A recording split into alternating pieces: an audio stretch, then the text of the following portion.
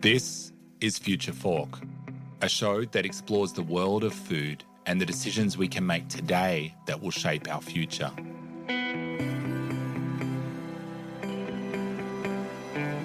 On the show, you'll hear from innovators in the food space. We'll have disruptive conversations with people from around the globe who are taking the lead on topics like food sustainability, ending world hunger, food security, and so much more. I'm your host, Paul Newnham.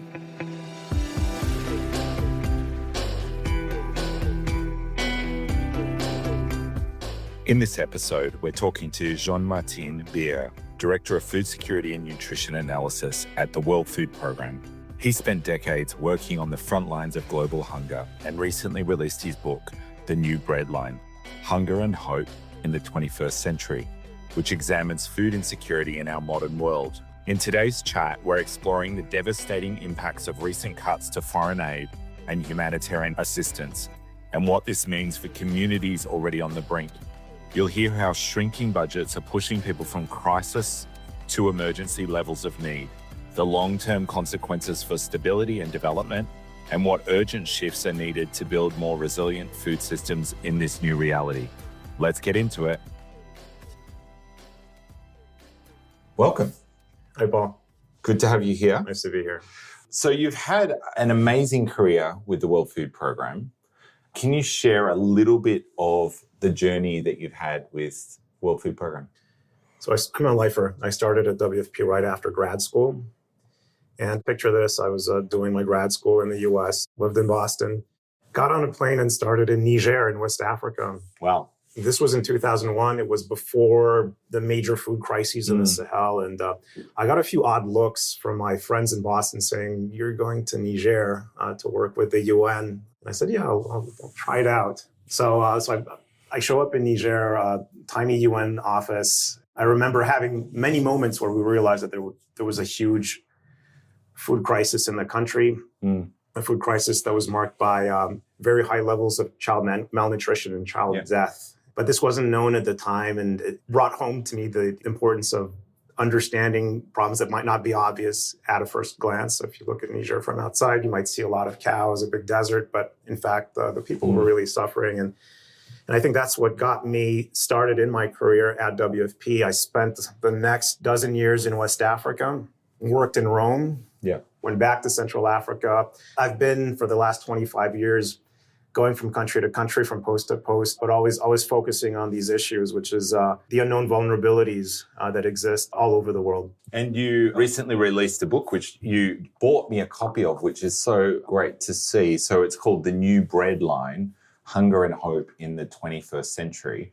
Can you tell us a little bit about what were some of the key themes? Because this has obviously come from this experience that you've had. Indeed. It's come from my experience working for the World Food Programme in different geographies. So in the book, I take you to what I've seen in West Africa, in Central Africa, but I've also deployed to many different emergencies, including places like Syria, Iraq, Afghanistan.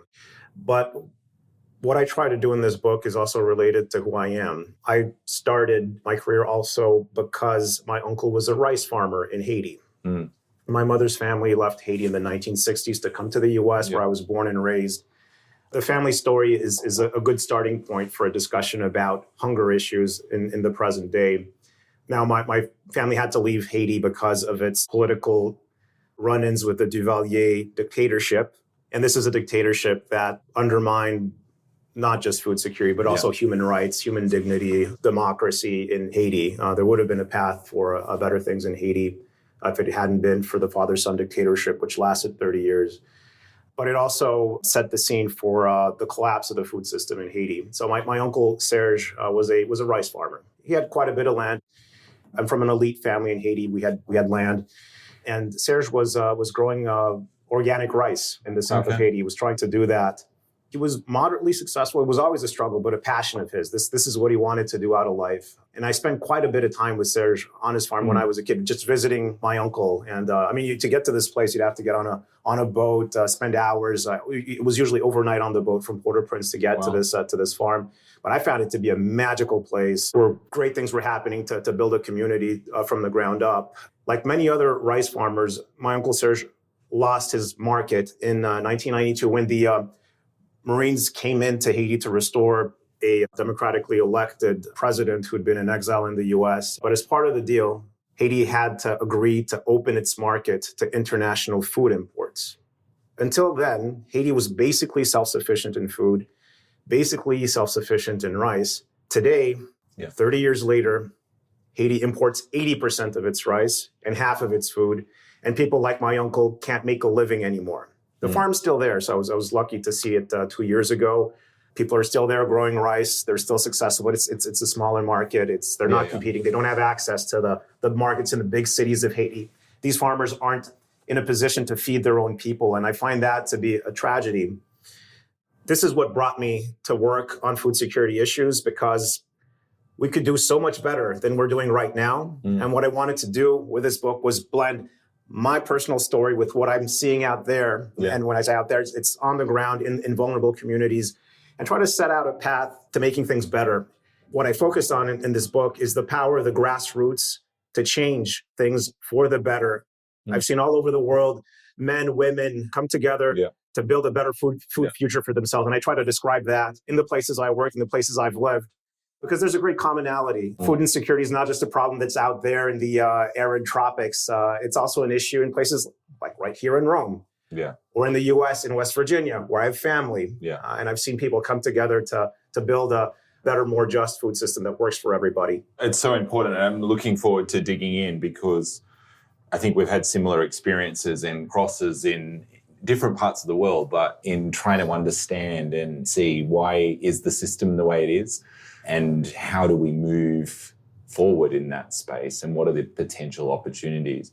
We recently co-hosted a webinar together, and it was to discuss the release of a new report that the World Food Programme has launched called A Lifeline at Risk. What key stories or pieces of information were you really hoping to land with the people that came to that webinar? And what's the thing that you wanted them to walk away with on that day?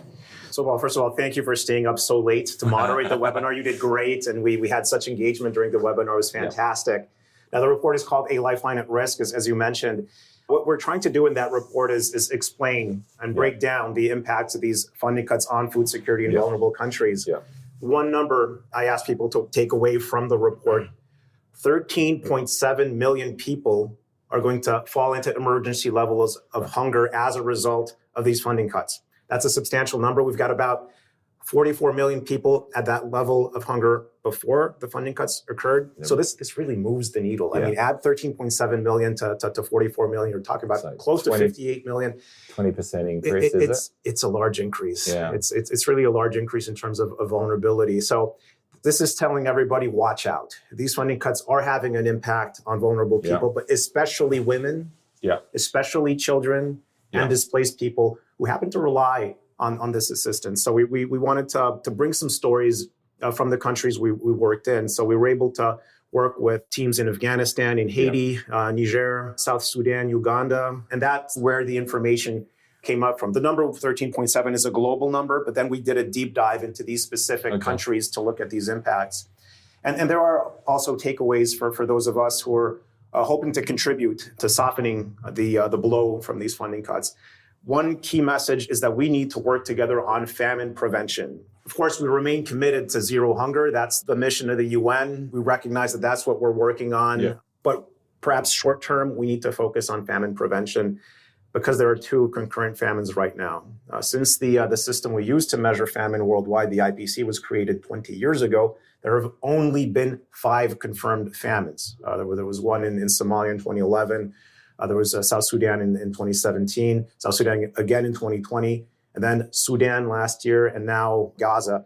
So these things are few and far between, but now we're facing 2 at the same time. And we're seeing an increase in the most extreme levels of hunger. Now, the system we use to monitor hunger has 5 different levels of vulnerability. People in category 5 are the most vulnerable, and we've seen a 20x increase in the number of people in category 5 in the past few years. So let's focus on these most severe crises. Let's focus on bringing assistance to those who are in extreme vulnerability. That's what famine prevention is about. Let's collaborate, let's innovate, let's do everything we can to prevent famines on our watch.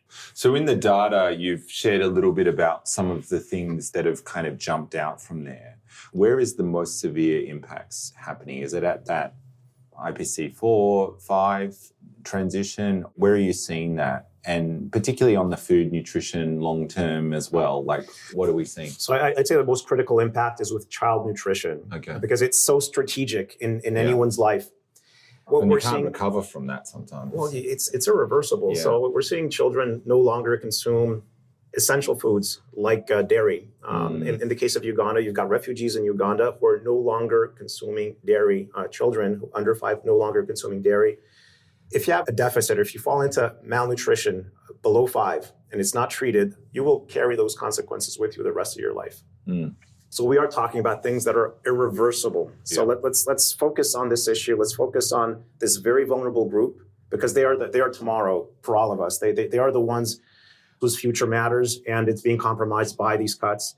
And we had my colleague John Aliyev from Afghanistan telling us in very emotional terms what it was like for his team on the ground. We heard that hundreds of health centers in Afghanistan no longer offer nutrition support, and you've got mothers walking hours to come to a health center, hoping to have some food for their child, and that are being turned away. He said 9 out of 10 are being turned away. And again, children, these are the future of that country. And these impacts that we're seeing could well be irreversible. And for Afghanistan, we've seen already a 16% increase in the number of people suffering from acute malnutrition. I was just reading an article in the BBC about a woman having to choose between her 2 twins because she couldn't afford to keep both of them alive. And I think these big numbers, sometimes when they come down to individual stories, they break your heart, because they move from this big number of, which is hard to get our heads around sometimes. But I always think we have to bring these points down. And I think the report does that in an amazing way by focusing in on countries and what does that actually mean. Behind all of these numbers, and I mentioned a lot of numbers, there are individuals, there are women, there are children, very vulnerable people. And we tried to weave in their perspective into the report. Yeah. And it's important to hear both, to understand the magnitude, the sheer magnitude of these impacts, but also what it means for people on the ground. So women's organizations and local actors are often the first to feel these cuts when they happen. Indeed. So what risks does this pose to gender equality, to community resilience, in the short term and the longer term? Well, one of the worries I have is the impact on the relationship between the civil society actors, so women organizations, local organizations, and the more institutional actors like the UN, like the large NGOs. Because what happened earlier on this year is that contracts were cut, sometimes with very short notice. Distributions were canceled. I was the WFP country director in Haiti between 2022 and 2024, and I can tell you that there are always tensions there. People always wonder, you in the international community, who are you? How do you support us? What's the impact of what you've been here for such a long time? And so there's always been a bit of mistrust or skepticism in the air. And what these funding cuts have done is damage that relationship. And what's the saying is that you build trust in ounces and you lose it in kilos. And I think rebuilding that trust and that relationship between local actors and civil society actors and the humanitarian community, that's a very big gap right now. But then there's also obviously been the financial impact on these structures. So we're talking a lot about localization in the humanitarian sector right now. That means working more with local NGOs, with local private sector, rather than bringing everything in from outside, which is a great approach. But of course, when these funding cuts hit, what we saw is that the national NGOs were the most vulnerable. They immediately had to fire staff. They immediately had to shut down offices. They immediately had to curtail their presence. The UN and larger NGOs have a bit more of a reserve, a bit more of a cushion. So it's as you said, these actors who are critical to they're that last link between the humanitarian system and the vulnerable population. Well, they're the most at risk. And when we think about this, there's obviously the impacts of the immediate hunger that has a profound impact on people.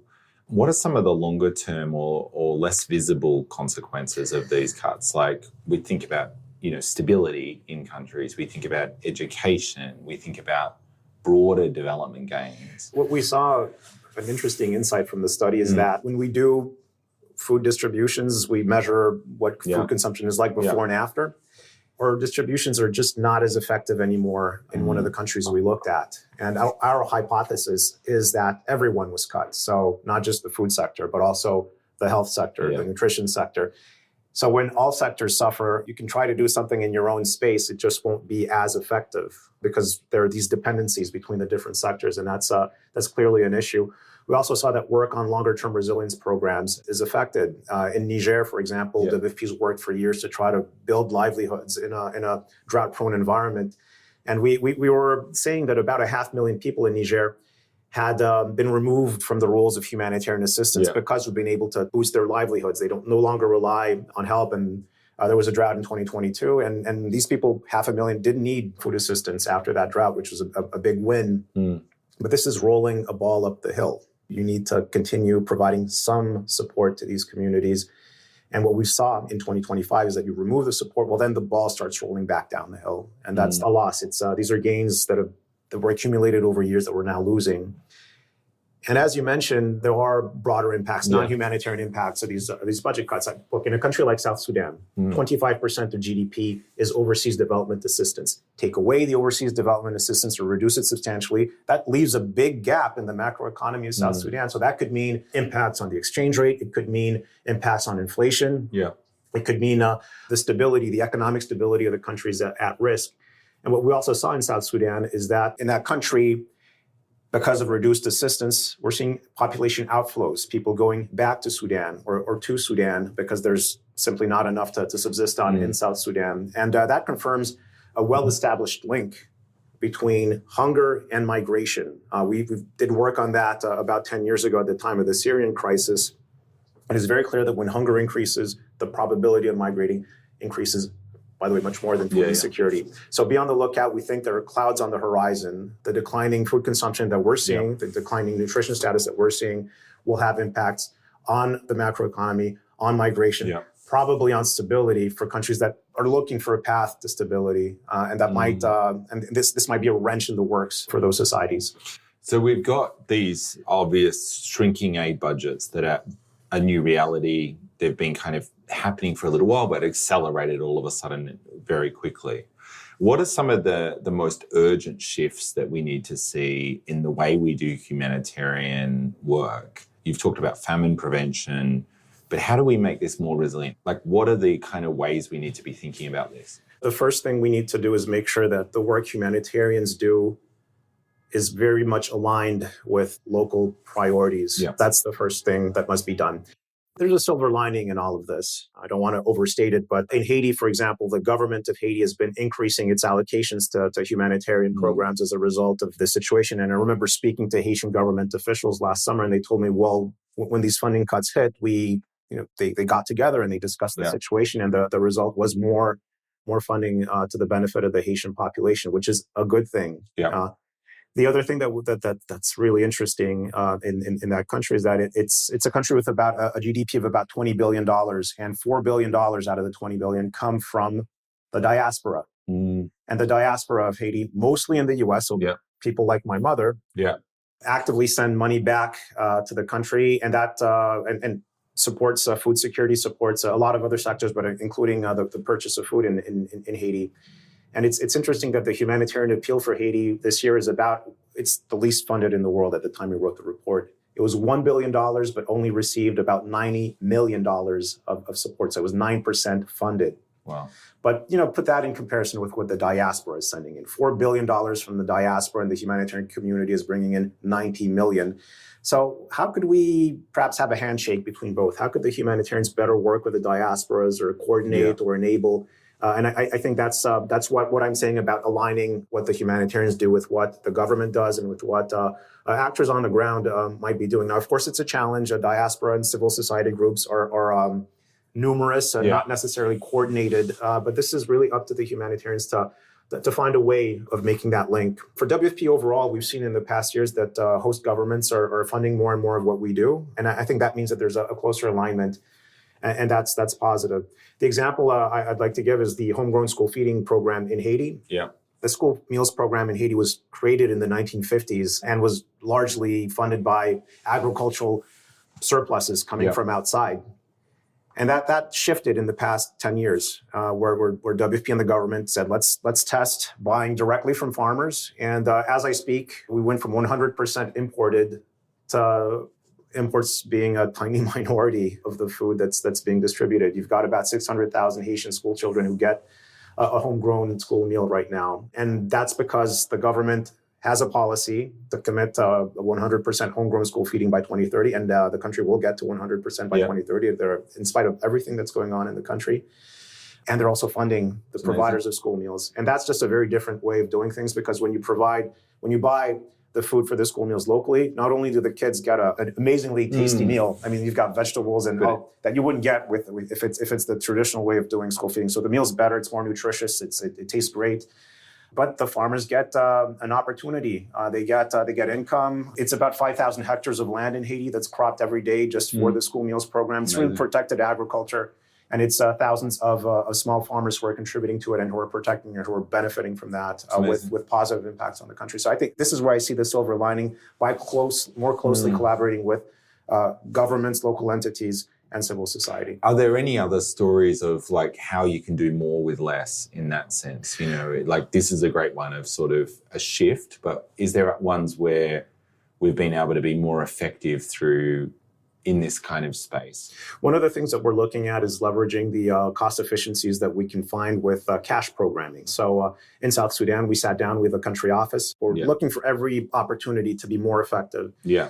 And if he can provide food, but we can also provide mobile money transfer or cash in envelopes. And doing it with cash is usually cheaper when conditions allow. It's of course not something you can do everywhere in a country like South Sudan, but we mapped the entire country, looked at what the food markets are doing, and we realized that there were some opportunities for doing a bit more cash. Yeah. So we went for those, and that will just stretch our budget much further. So that's a great way for us to be able to do perhaps better with less. I wanted to ask you, if you were speaking directly to a decision maker in a donor country, what would you say is the one message that you really wanted to communicate to them? I would say focus on famine prevention. Yeah. Don't lose sight of the long-term issues, because there's only so far that famine prevention will take you, because these issues will come up again and again. So also think long-term. And I would also encourage the decision maker to protect information systems. I've mentioned a lot of numbers in this interview. These numbers come from information systems that have been set up by the humanitarian community in partnership with governments and actors on the ground for the past 40 years. The data we have that allows us to say, yes, there was a famine in Gaza. Yes, there's a famine in Sudan. Those are expensive, but they're invaluable. Yeah. They're under threat right now because of the funding cuts. Yeah. We're hearing from our donors, try to precision target your assistance, try to hyper prioritize your assistance. And we understand that in a context of, you need the information. Yeah. The data needs to flow. Data happens to be our collective GPS. Yeah.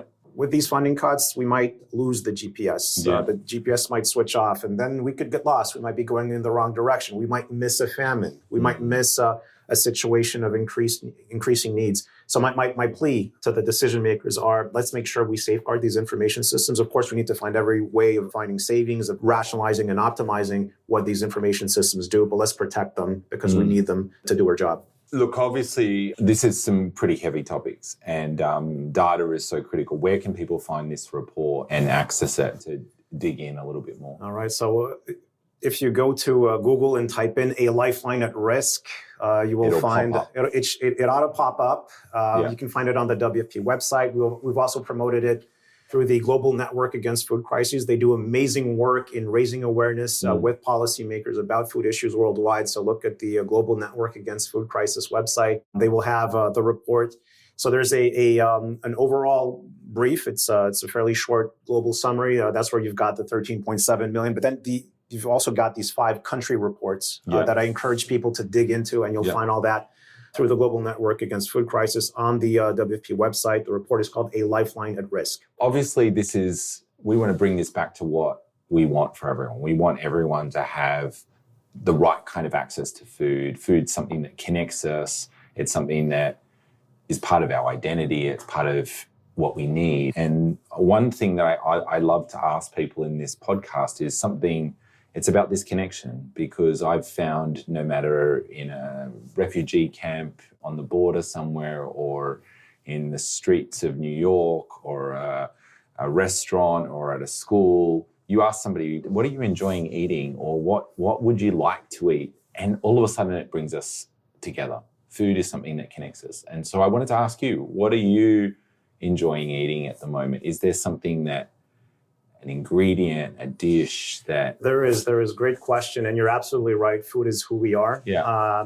So one of my favorite spots in Rome is Mercato Esquilino. It's right near Termini Station, and it's where I'll go on Saturday mornings to buy my fruits and vegetables for the week. And last time I went, it's the fall, and I saw for the first time this year, pumpkin. They'll sell thick chunks. Like you get a good slice for a couple euros, and for me, I'll make a soup out of it. I will peel it, fry it with garlic and spices, and turn it into a soup. So the soup is actually a soup that reminds me of a dish I would have on Sundays as a child. In Haiti, the pumpkin soup is something that we eat on Sundays and on the 1st of January, which is Independence Day for Haiti. Okay. It's called soup joumou. So it's not exactly the same pumpkin that we have here, but it's pretty close. Yeah. It's an orange flesh, golden orange. Wow. And the story was that, Haiti was born out of a slave revolt, a successful revolution that overthrew the French and got freedom to, at the time, about 500,000 former slaves. During slavery, slaves weren't allowed to eat pumpkin soup. That was the masters. And when Haiti was free, people were able to eat pumpkin soup. And therefore, it's important to have your pumpkin soup on a Sunday, because it's not just food, it's also your freedom. So for me, when I see the pumpkins come out of the fields and into the markets in the fall in Rome, I will buy a thick slice and I'll make myself some pumpkin soup. Soup joumou in Haitian, there are many variations in the recipe. The traditional one has beef in it. I try not to eat meat, so I have my own version. But it does speak to, again, our history, our identity, and it just tastes great. So I remember telling the story to the guy who was selling me my pumpkin the other day, and he said, "Well, here in Italy, it's a poor man's dish." That's interesting. Each of us has our own relationship to the foods we eat.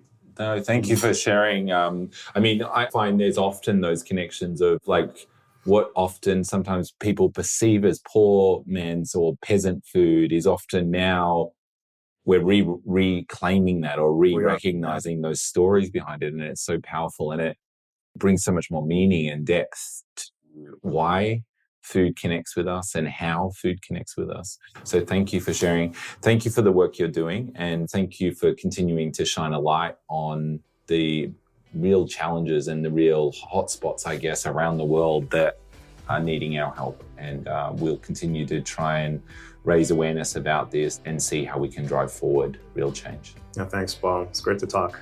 Appreciate it. You've been listening to Future Fork, a show that explores the world of food and the decisions we can make today that will shape our future. Future Fork is produced by Disruptive Consulting Solutions and supports the SDG2 Advocacy Hub. For more info, head to the website futureforkpodcast.com. This show was produced with strategy and production support from Wavelength Creative. So you don't miss an episode of Future Fork, make sure to subscribe to or follow the show in your podcast app. And while you're there, leave us a 5-star review. It really helps others find the show. I'm Paul Newnham, and I'll see you in the next episode.